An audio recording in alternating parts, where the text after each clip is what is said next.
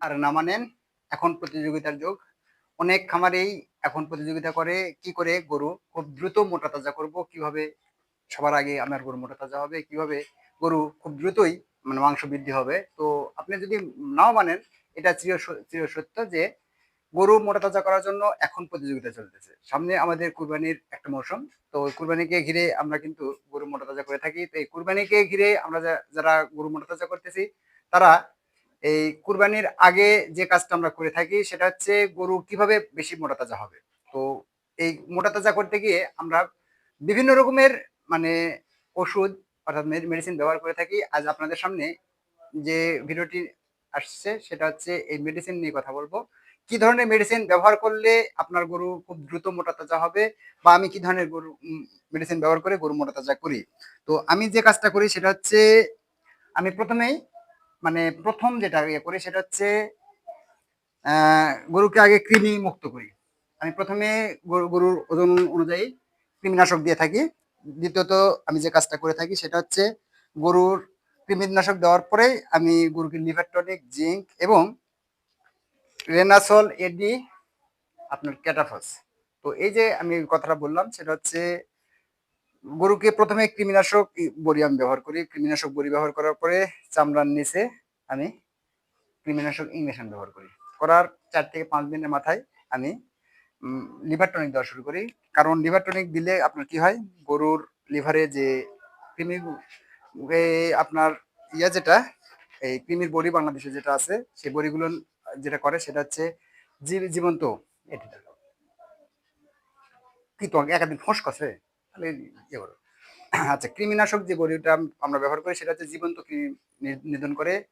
তারপরে ওই কৃমি মারা যাওয়ার পরে কিছু কৃমি এই শরীরের মধ্যে অর্থাৎ লিভারে মানে ক্ষতর সৃষ্টি করে। ওই ক্ষত সৃষ্টি করা কৃমিগুলো আপনার ইয়ে করার জন্য বা লিভারটা ঠিক করার জন্য আমরা লিভার টনিক দিয়ে থাকি। সাথে আমরা ব্যবহার করি জিঙ্ক। আর এখন বলি সেটা মোটা তাজার জন্য আমরা যেটা ব্যবহার করি সেটা হচ্ছে আপনার রেনাসল এডি 3। রেনাসল এডি 3 তে এত এত পরিমাণে উপকারিতা আছে, আপনারা যেটা ব্যবহার না করলে বুঝতে পারবেন না। যারা গরু লালন পালন করে দীর্ঘদিন থেকে আছে তারা সবাই এই রেনাসল এডি 3 ব্যবহার করে কম বেশি। বিশেষ করে আমি তো ব্যবহার করি। তো এই রেনাসল এডি যখন ব্যবহার করা হয়, গরুর লোমগুলো এবং গরুর একবারে চামড়া একবার থাকে, মসৃণ থাকে, একবার সিলসিলা হয়ে যায়। আর গরুর মোটা হওয়ার জন্য খুবই খুবই খুবই কার্যকারী। তো যখন আপনার গরু মোটা হবে বা মোটা হতে শুরু করবে, তখন দেখবেন আপনি ঘরে গেলেও গরুগুলো শুয়ে থাকবে।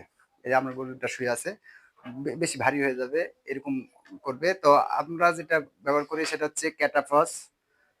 তো ক্যাটাফস ব্যবহার করলে গরু মোটা তাজার জন্য খুবই ভালো। অনেকে বলে যে ক্যাটাফস ব্যবহার করা ঠিক নয়, এসে হাবি যাবে, কিন্তু আমি ক্যাটাফস ব্যবহার করি এবং আমি জানি 100% খামারিরাই ক্যাটাফস ব্যবহার করে অথবা অ্যামাইনোভেট ব্যবহার করে।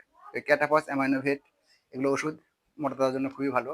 আর যেগুলো পাউডার আছে সেটা হচ্ছে আমি যেটা ব্যবহার করি সেটা হচ্ছে বার্গা ফ্যাট। এই বার্গা ফ্যাট ওষুধ মানে 1 কেজির যে প্যাকেটটা থাকে, 1 কেজির প্যাকেট আপনি ইয়ে করতে পারেন, ব্যবহার করতে পারেন। আপনি চাইলে সুপার ফ্যাট নামে আর একটা প্রোডাক্ট আছে, তো এটা ব্যবহার করতে পারেন। আবার আপনি খাদ্যর সাথে যেটা বিভিন্ন রকম সাপ্লিমেন্ট পাওয়া যায়, তো এই সাপ্লিমেন্ট ব্যবহারে আমার ইউটিউব চ্যানেলে একবার সম্পূর্ণ ভিডিও আছে। অত কিছু আমি আজকে মানে সাপ্লিমেন্ট সম্বন্ধে যে কি কি সাপ্লিমেন্ট খাদ্যের সাথে ব্যবহার করি বা করা হয়, এটা আজ আমি এটা আলোচনা করবো না। আমি আলোচনা করতেছি সেটা হচ্ছে গরুকে যে মেডিসিন গুলো ব্যবহার করি আমি। তো মেডিসিনটা হচ্ছে আমি তো আগেই বলছি সেটা হচ্ছে ক্যাটাফস, রেনাসল এডি, অ্যামাইনোভেট এই ধরনের ইয়ে।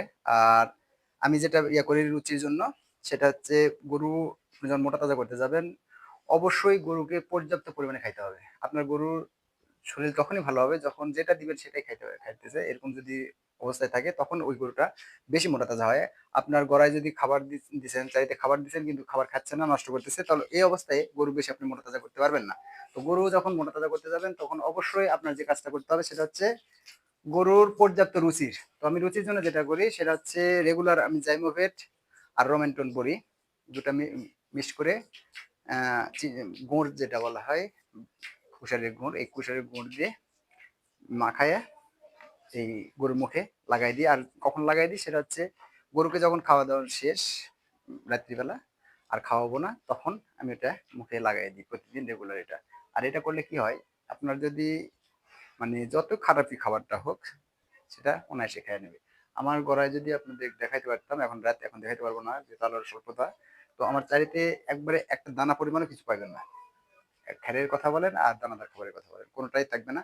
তো এইভাবে যদি আপনি গরু লালন পালন করেন, এভাবে যদি গরু মোটাতাজা করেন, অবশ্যই আপনি লাভবান হবেন এবং খুব অল্প সময়ে আপনার গরু মোটাতাজা হবে। তো বন্ধুরা, যদি আমার ভিডিওটি আপনাদের ভালো লেগে থাকে অবশ্যই একটি লাইক, একটি কমেন্ট করবেন। আর ভিডিওটি কেমন লেগেছে অবশ্যই আপনার মতামত জানাবেন একটি কমেন্টের মাধ্যমে। ধন্যবাদ সবাইকে। আসসালামু আলাইকুম।